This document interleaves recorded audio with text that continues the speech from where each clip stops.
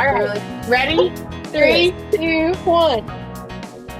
Hello all, welcome to Amplifying Voices, NC2ML's We All Speak Math podcast, where we take a deep dive into the power of dialogue and mathematics education. I'm Josh Griffin. And I'm Emily. And I'm Margaret Borden. This podcast is part of the statewide We All Speak Math campaign from the NC Collaborative for Mathematics Learning, dedicated to enhancing student discourse in the classroom. With us today is Geoff Krall and Rob Leichner. In today's episode, we focus on setting community agreements at the beginning of the school year and how to set your classroom up for success in those first few weeks. I think one thing that I really enjoyed about this episode was just the amount of resources and ideas were shared. There were so many clips from NC2ML resources, and then also Geoff and Rob are sharing things from outside of NC2ML. So that's one thing to listen for in this episode. Yeah, Emily, I think that's a really good point that you make there. There's a lot of resources from this episode that teachers can use. My personal favorite, though, was establishing classroom culture where every student can contribute. Yeah, those were definitely both great. And for me, I want to kind of combine both. I really liked how they talked about using those resources, those math resources, to do the culture building. I think a lot of times we think about culture building as being separate from math. And in this episode, we talk about how to use math to do culture building. It was really fun. Well, you are in for an enriching discussion today. So without further ado, let's dive into today's episode of Amplifying Voices, NC2ML's We All Speak Math podcast.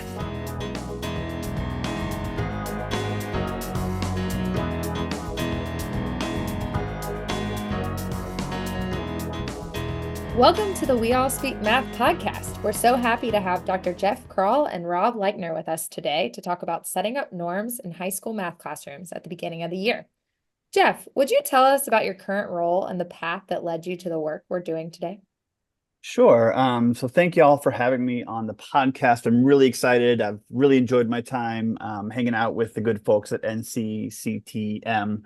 So I just recently finished my PhD in math education at University of Wyoming. So my role is done with school guy, I think. I'm doing a little bit of part-time teaching at the university and at the community college where I live in town in Fort Collins, Colorado. I have my hands in a few different writing projects. I'm hoping to churn out another book and a couple more articles at some point. So I am the author of Necessary Conditions, which I'm sure we'll talk a little bit about in this conversation. But yeah, I'm sort of still in the postgraduate student haze. But I am enjoying teaching a couple classes here and there this summer and this fall. Yeah, Awesome. Sorry, Margaret. This work is really focused in North Carolina as well. And so it's really cool, the connection that Geoff has had. If any of our listeners were at NCCTM a couple years ago, he just mentioned that.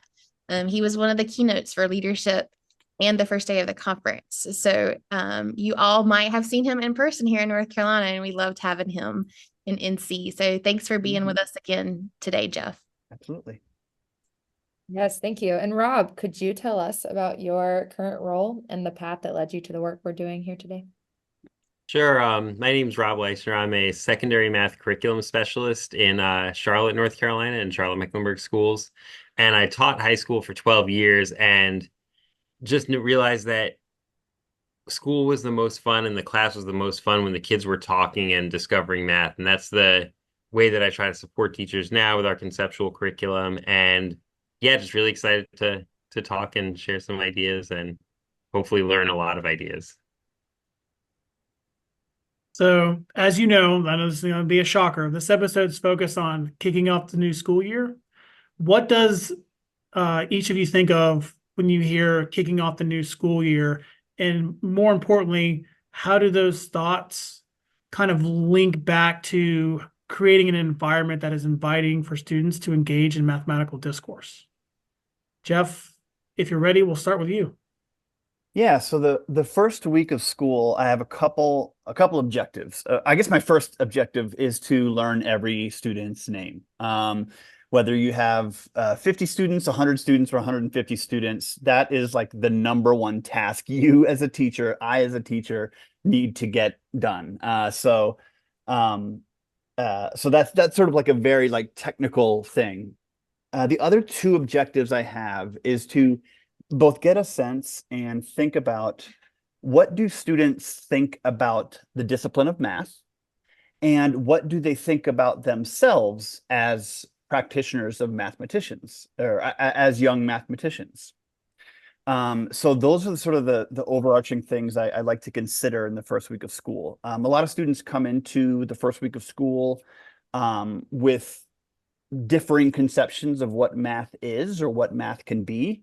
And so I want to get a sense of those conceptions and potentially even break those conceptions in the first week. I want to introduce the discipline in such a way that it honors creativity and experimentation and failure and camaraderie. And those are often things not typically associated with the discipline of math. And then the other aspect is I want to make sure that they feel welcome, that students feel welcome, and that their unique gifts, whether it is creativity, whether it is discourse, the gift of gab, I want to make sure that those skills and habits and dispositions are honored. And I want to make sure that those are highlighted in the first week of school. I'm so glad you mentioned that about the names, because I think that's so important. I mean, I remember teaching and the kids would always be amazed. Do you know my name by the second day? And it's like, well, yeah, that's you. That's so important about you is your name and saying it right and all that. But then also, yes to everything you said. And I would also add different things to make sure they feel valued and the students feel valued in the class, because every student has valid mathematical ideas and they come from their experience and what they've learned. So if they can feel comfortable sharing them, so different activities to honor the students and their experiences and their likes and their dislikes, and then just showing them how we can really have fun with math activities and bring them in. Things like the 4-4s and other activities like that are outstanding. This is probably a misattributed sentence, but there's some sort of phrase along the lines of the sweetest sound to anyone's ears is the sound of their own name or something like that. It's probably like a fake Mark Twain quote or something like that. But I do think about that because, yeah, on day 2, if you can greet a student at the door and say, Margaret, I'm so happy you're here. I'm so glad you're in class today. If that's day 2, like what is that kid going to think about this class? Like that's going to make a world of difference. It sounds small and technical, but it can be, I mean, it can really put you in a really wonderful space for children. Definitely.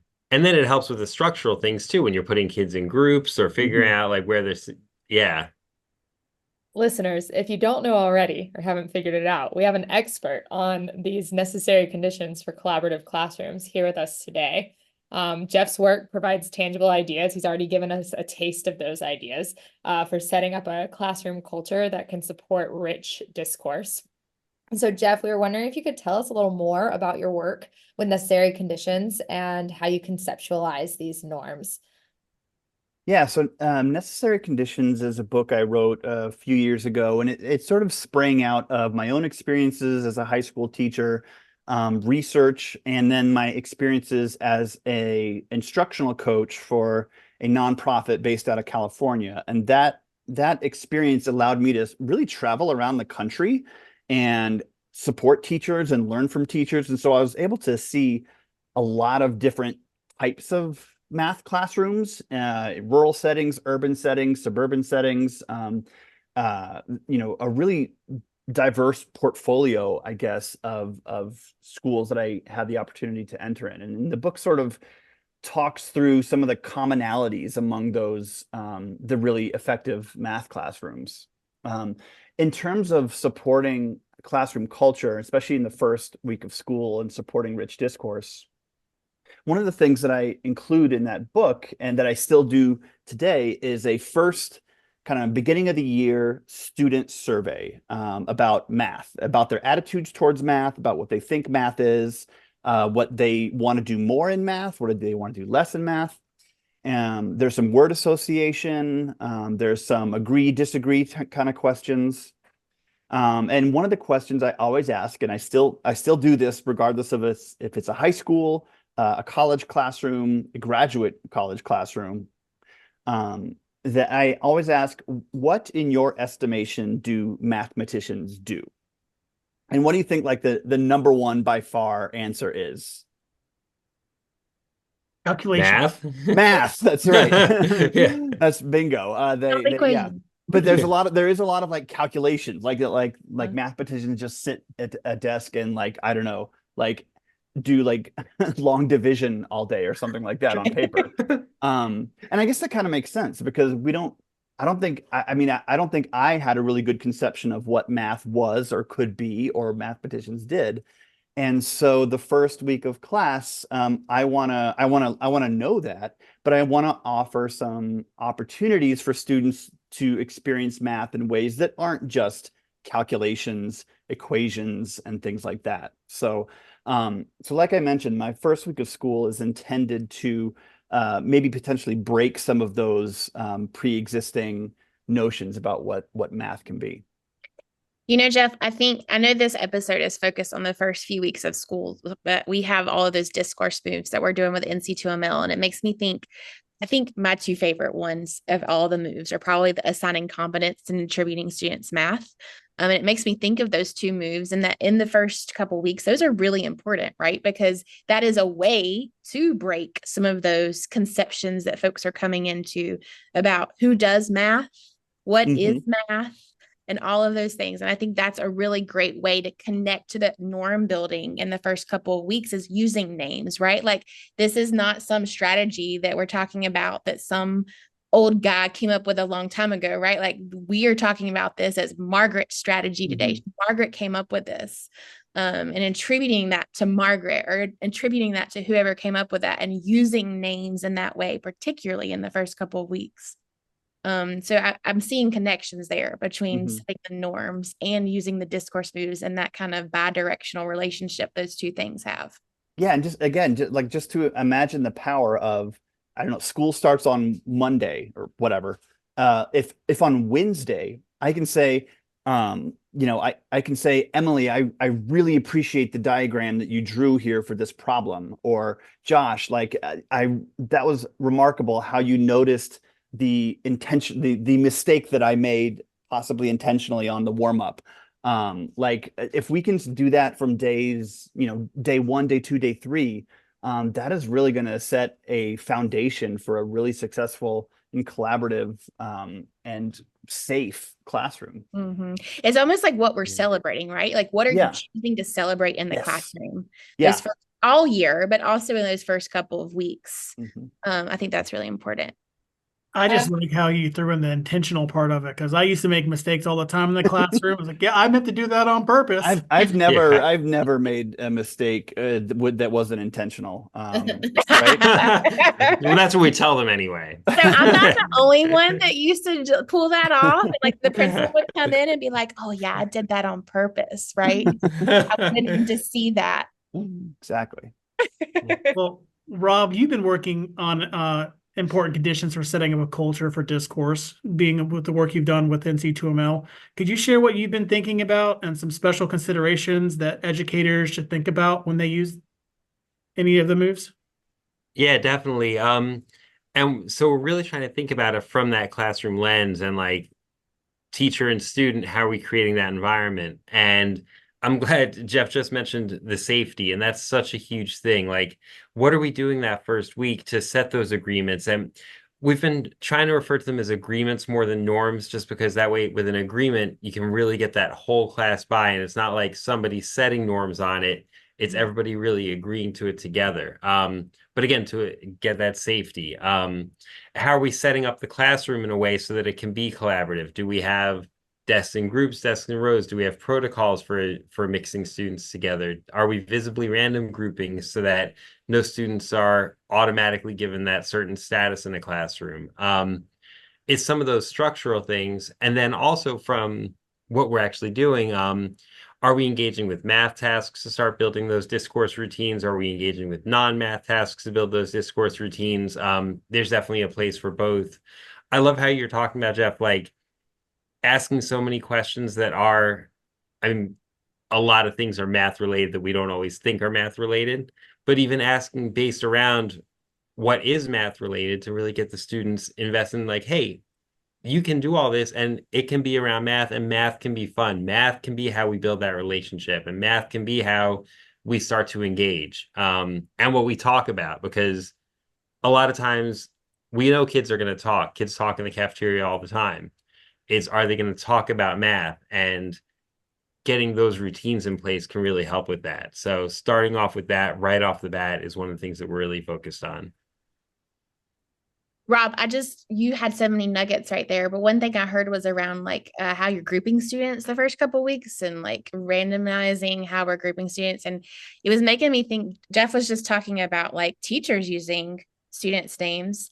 But I don't know if you all find this. I think sometimes I'm shocked, particularly at the high school level, like when kids get in, they don't always know each other either. And so like mixing up who they're getting to work with in those first couple of weeks so that they also get to know each other and can use each other's names, right? I think that might be important too. I hadn't really thought about that before. That's a really cool connection I'm seeing from both of those. I don't know if y'all have any thoughts about that. I just have a memory from one of the first couple of years of teaching. I think it was like December or something, and I had a student in my class say, what did that person over there say? Like, it was December and they still didn't know each other's names, and that's an absolute failure on my own part of like really not, it's an example of not creating a classroom in which students were connected to one another. And yeah, I think one of the and then as far as grouping goes and collaboration, one of the others, I think my own failures is thinking that students naturally knew how to or wanted to work in groups.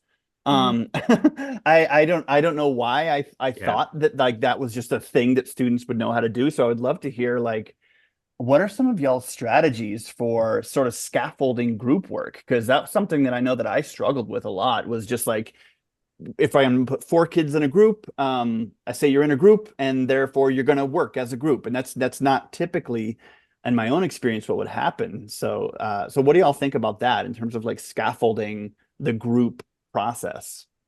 Well, what's so interesting, so you mentioned, and I'm about to go back to the group in a couple minutes and let them know, like, so a lot of what we have is building that group culture, like get to know the people in your groups, like with some kind of discussion or certain questions or like community builder, icebreaker type things. But it can't just be the first day. It's got to be, especially if we're varying the groups, it's got to be consistent, like almost every day for the first couple weeks. So that's a really good point. But then also having roles in the groups can be so important, because that way it's like, who's going to be the one that's reading the question, who's going to facilitate the discussion, who's writing down in the discussion, and also having these groups work together with one product. Like I know some of our suggestions were about like vertical whiteboards around the room. If that's not possible, maybe using technology, like is there a Padlet you're all working together on, or a Google Doc? But having the whole group collaborate on one product, so then they kind of have to work together. We're going to take a quick break to explore a resource from Ep2. Did you just hear Rob mention about working on something and going back to their room to talk about the beginning of the year? This past summer, Rob was a part of a co-design team that worked on a framework for getting started in the school year. Navigate to ep2ml.org, click on High School Resources, scroll down to Resources for Discourse Moves, and then select Resources for Creating an Environment for Discourse. On this page, you'll find lots of helpful hints, multiple briefs, and activities for getting your year started with a focus on math discourse. And now, let's get back to our conversation with Dr. Krall and Rob. That reminds me of something else we often recommend in the project-based world, where we say students should be working on something where it's it can't be done by themselves, like some Mhm. sort of STEM design challenge as one of the icebreakers. Not just that they're working in the same document together and that they're really forced in that way, but also like the collaboration is necessary. Like Mhm. no one will get this work done unless we're all doing it together. And I think you can fit in a lot of the discourse moves supporting that, like encouraging and progress thinking, having them brainstorm together and then try something, and then try to like share it with others or talk with their teacher and explain what they've tried and then do it again. But really making it so it can't be divided and conquered, and it can't be something that they just go off in their corners and do, or that one person can take over it. It just can't. Like by design, you need more than one person to do it. Those are all really great ideas. I know, Geoff, you said you're still thinking about that. Have you found anything in your brainstorming and thinking through that you found helpful? I mean, yeah, so those are excellent strategies. I've definitely utilized group roles before, and I think I'm slowly getting better at it over time. Um, and I think what Margaret says about like let's make sure it's a group worthy task. Like, are we just working in groups just because? And maybe we are. Maybe we're going through a set of practice problems and we're working in a group because each individual has ideas to contribute, or even they're just checking their work. So to really consider the types of tasks that students are working on, like, is it a group worthy task? I think is a really good thing to think about. Yeah, it also makes me think about, our work has been, well, right now, norm setting, but also discourse moves. But it makes me think about with group worthy task, also how that task is launched Mhm. in a way where everyone feels like they can get to work right away, right? Like, it makes me think of the Kara Jackson work around the 4 effective indicators for launches. I can't remember the exact Mhm. language she uses. The first couple weeks can also be the time for teachers to be practicing this and planning it with their PLCs, or in like, how are you planning to launch this activity effectively, or how are you planning which move to use with this certain class of kids? Because every year we're having a new class of kids and a new class of different students. So how are we like practicing almost for that first week as a teacher, as well as making sure the students get used to it? We can do some modeling for each other in our PLCs even to practice that collaboration, so we know what our students might experience in those moments. So from both of y'all's perspectives, excuse me, what has been the most surprising or rewarding? So I'm giving you a choice, surprising or rewarding moments in your work or research related to supporting a classroom rich in mathematical discourse. And Rob, why don't you start us off? So it was the first time I did a math idea seminar in my class, and got all the desks in a circle. And so a Paideia seminar, it's you ask a math question and then kind of have them talk through it and see where they get to at the end. Now there is an answer you're looking for, but the process to get there can vary a lot. And it was a rational equation in high school is a work rate problem. And so I put it up there, and just so many different students that generally didn't participate and didn't talk and wouldn't, especially with the math, they contributed to this question so much, not even a lot of them with the actual solution to the math question, the math equation, but then even more when I was asking, well, is this answer reasonable or not based on the context? And that just opened up a huge, and I was like, wow, like that was, I think it was my 5th or 6th year teaching, and that's kind of when I was like, this can really work, and this is something that we need to do like every single day.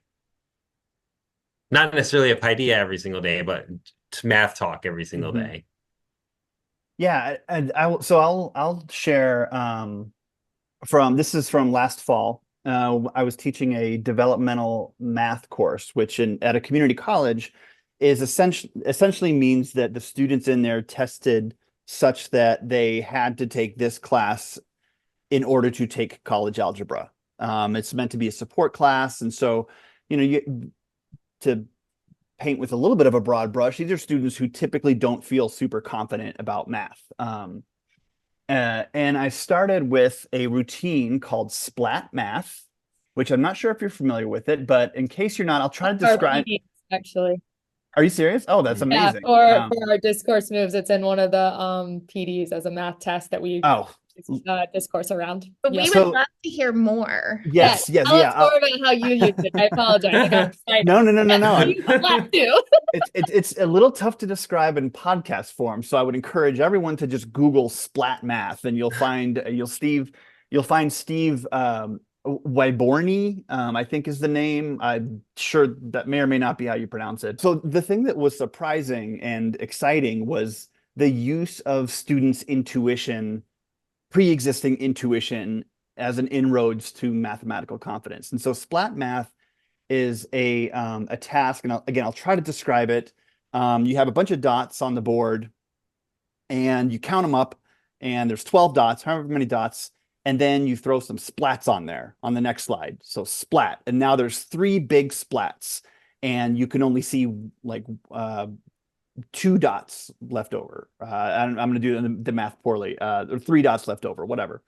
And the only sort of quote unquote rule is that under each splat is the same number of dots. So if there's 3 dots, 3 dots, 3 dots, then you still see another 3 dots.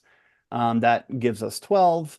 And so students are able to they're able to do that. Like everyone in the room was able to identify, okay, so I'm going to cover up these, and each of them has the same number of dots underneath. And I know it has to total up to this. So what is under each splat? And you can start by just showing them the dots and then splatting them. And then eventually we do it a few times. We just start with the splat and then the total, the splats and the total and the extra dots.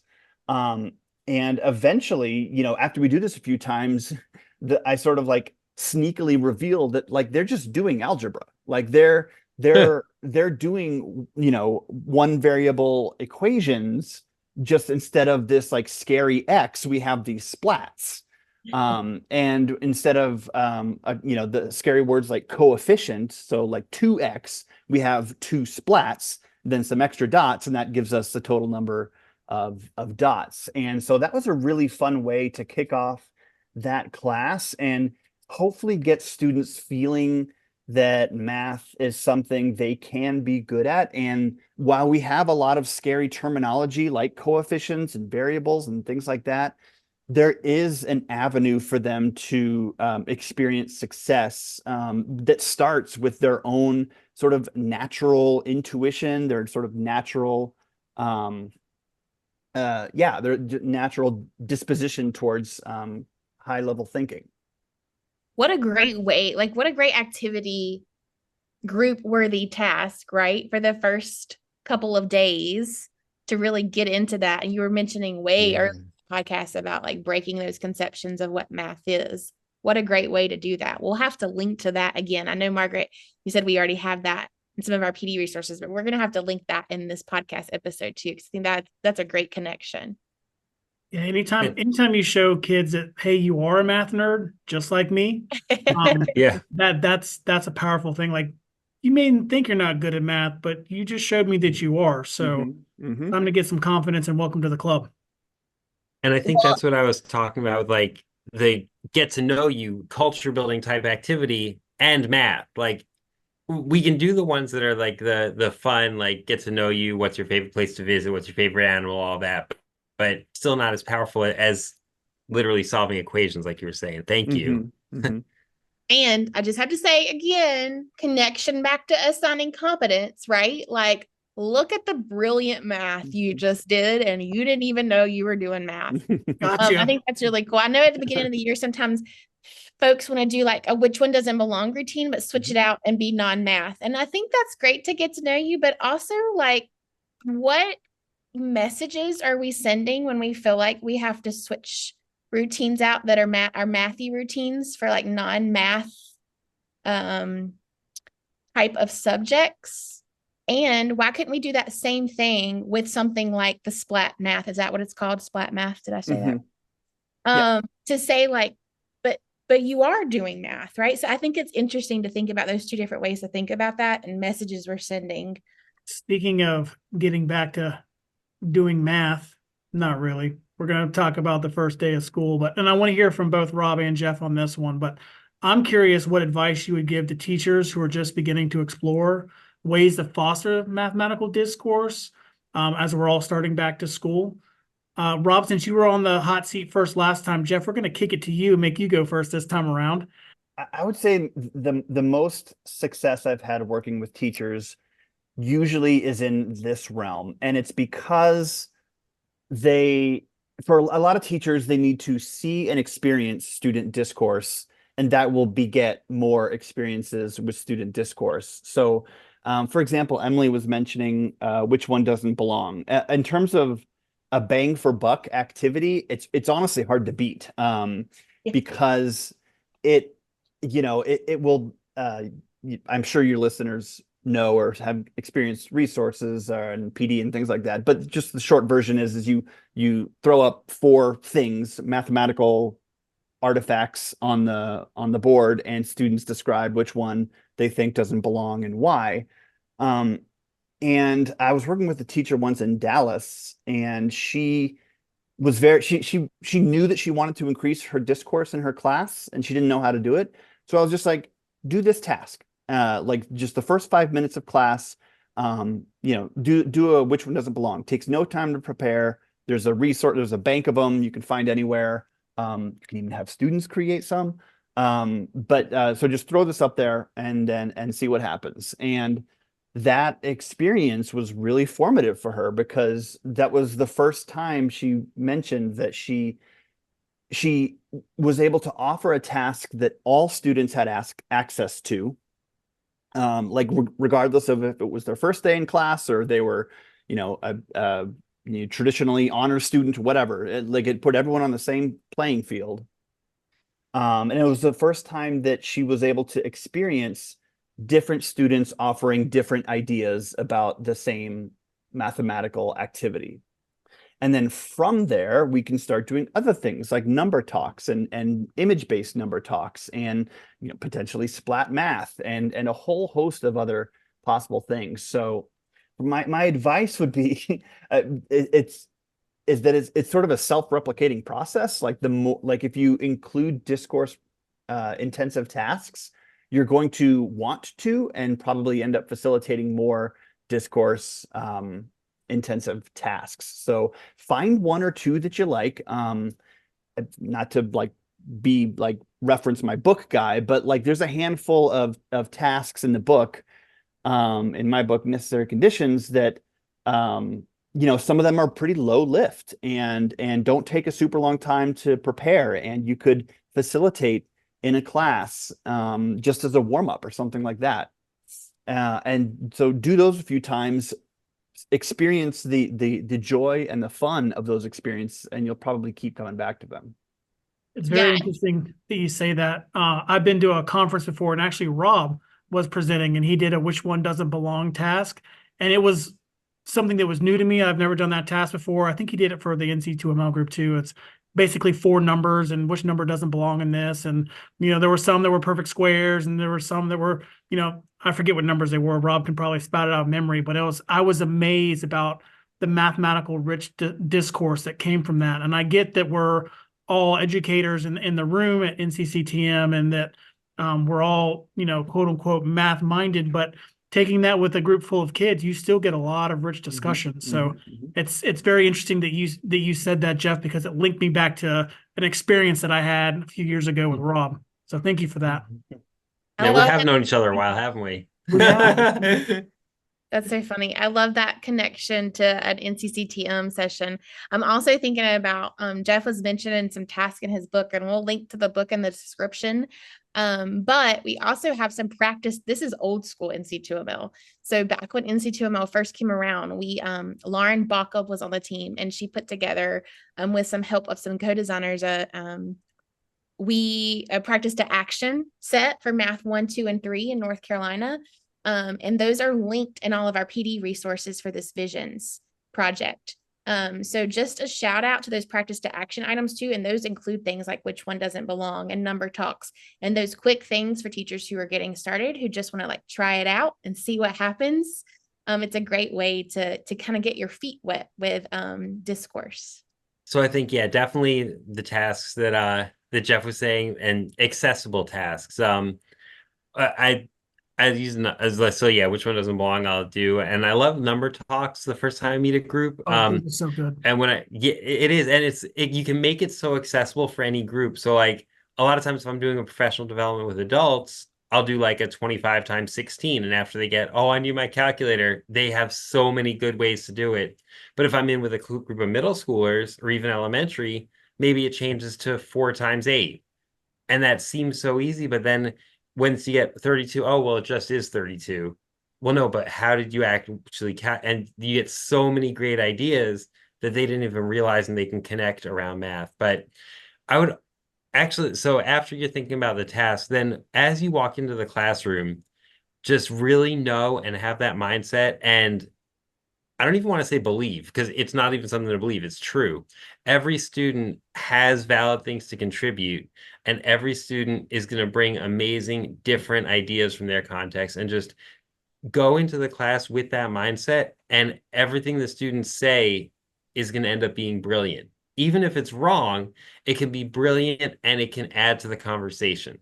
So I think that's especially that first week, encouraging the students to the point that what they have to say is important and what they have to say is valid, and that everybody really wants to hear it through things like assigning competence and attributing the ideas. I think is going to be really key for that first week. Awesome. Awesome. Thank you for sharing that, Rob. Before we close, we want to connect back to our campaign of We All Speak Math for our high school classrooms, really all classrooms. When you hear the phrase, we all speak math, what does that mean to you? And Geoff, I'll have you start off since Rob just shared such great advice. Yeah, so I'm going to focus on the word all, just for a brief moment. One thing to be mindful of as a teacher is who is speaking. Is someone, I don't know, for the lack of a better word, hogging the airspace? Kasia Wedekind has a really wonderful book called Hands Down, Speak Out.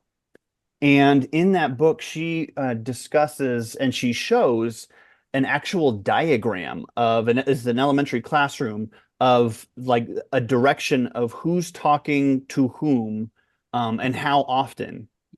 And she illustrates, I think, something that a lot of us sometimes know but are sometimes unaware of in our own classroom, is that with some of these discourse routines, it is possible to fall into the trap of, 1, 2, maybe even 5 to 10 students are consistently the ones sharing out. But we want to make sure that all 20 or 25 or however many class students are in the class, how many students, we want to make sure that every single one is contributing in some way. And so that sometimes requires things like silent wait time. So if you say which one doesn't belong, you don't just like go because students will start, shouting stuff, and that's fun and exciting, but you also want to make sure that everyone has a chance to process, think about what they're going to say, arrange words in their head. So that way you can then have them pair and then share with one another and then potentially share out. So maybe to just be mindful of that idea of all of your students speaking mathematically. That's awesome, Jay. It reminds me of, and I wish I could remember who said it or who I heard say it, but if a teacher asks the class a question, 1, 2, maybe 3 kids get to answer. If the teacher asks a class a question and they discuss it in groups, every single student has the opportunity to answer. And it's just so powerful to have that discourse.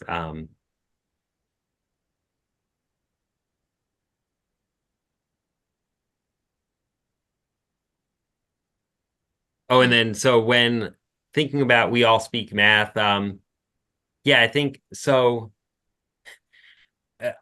Again, I don't even know if it's something I can believe because it's just true. We're all math people.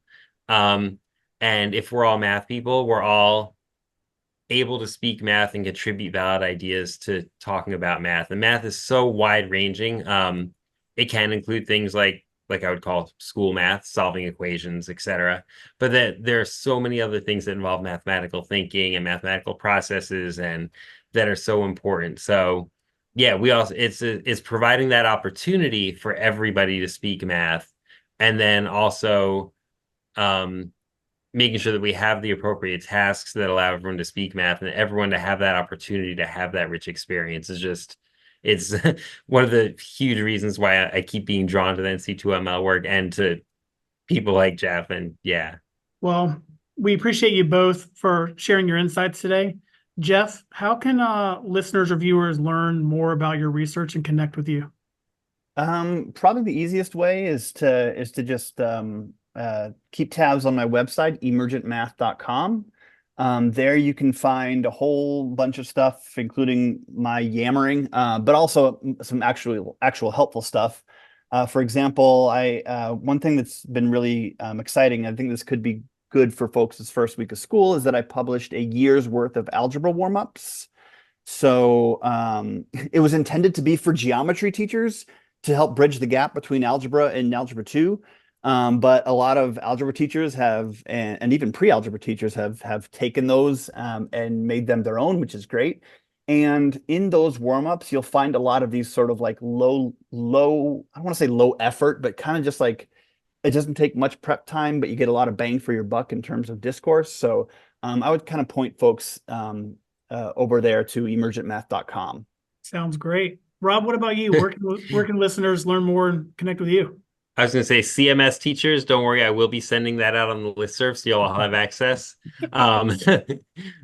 So my email address is there. It's kind of this way. Oops, kind of small. Robert.Leichner@cms.k12.nc.us. Feel free to email. I've heard that I email back too much and I I write too much, but feel free. I love chatting. Or the NC2ML website. My information is definitely on there, nc2ml.org.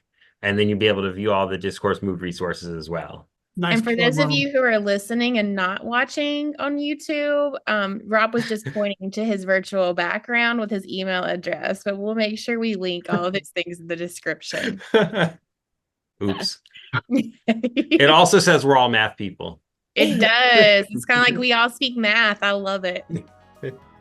Well, thank you so much. And thank you everyone for tuning in to listen to our We All Speak Math podcast. Geoff, Rob, thank you for joining us today for this conversation. It's been wonderful to learn with you all today and to discuss all of our experiences. So thank you. Super fun. Thanks for having me. Yeah, thank you.